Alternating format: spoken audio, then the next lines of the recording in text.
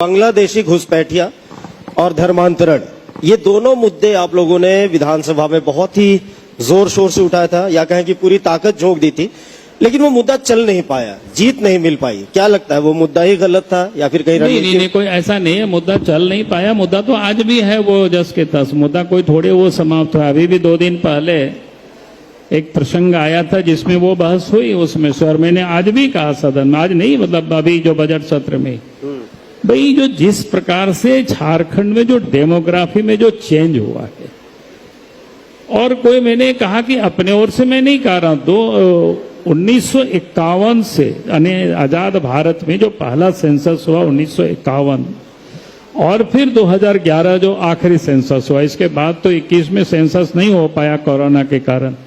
ये जो सेंसस हुआ है इसमें से जो आबादी दिखा है वो साफ है भाई, संपूर्ण झारखंड में भी ट्राइबल की आबादी में कमी हुई है, संथाल परगना में जबरदस्त कमी आई है।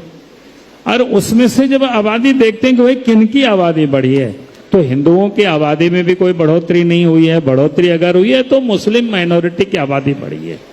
तो हमने इसलिए बार बार हम कहते हैं कि भाई आप एक बार एनआरसी करा लीजिए, जांच करा लीजिए, कौन लोग कब कहां से आए हैं ये तो पता चल जाएगा, लेकिन सरकार उस पर बिल्कुल मौन रहती है।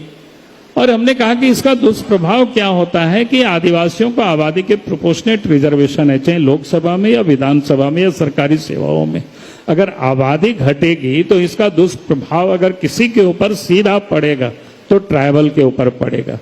और इसलिए हम कहते हैं कि भाई सरकार को इस पर गंभीरता से विचार करनी चाहिए। तो ये बातें आज भी वैसा ही है कि जैसा पहले था, और यहीं कहीं नहीं बल्कि देश के कई हिस्सों में इसकी चर्चाएं होती है, लेकिन राजनीति कारण से अपोजिशन के लोग वोट की राजनीति के कारण एनआरसी करना नहीं चाहते हैं, उससे वो दूर भागते हैं।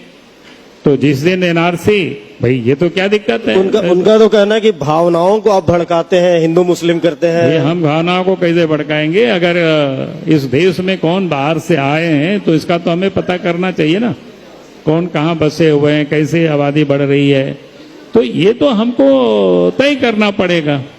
अगर नहीं तो फिर आदिवासी को बचाते बचाते, नारा देते देते आदिवासी समाप्त हो जाएगी।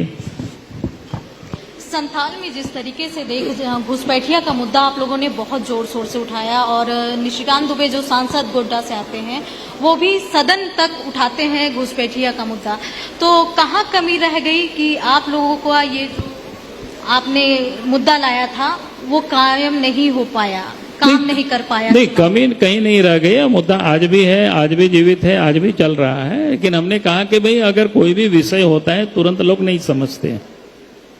कहीं भी लोगों को लगता है कि भाई दूर में आग लगी हुई है तो हमारा घर तो सुरक्षित है, लेकिन उनके घर तक जब आग पहुंच जाता है तब लोगों को परेशानी होती है, तब फिर लोग दौड़ धूप करते। तो हम लोगों को समझा रहे हैं, पार्टी समझा रही है कि नहीं साहब, इस पर हमें सतर्क होना होगा।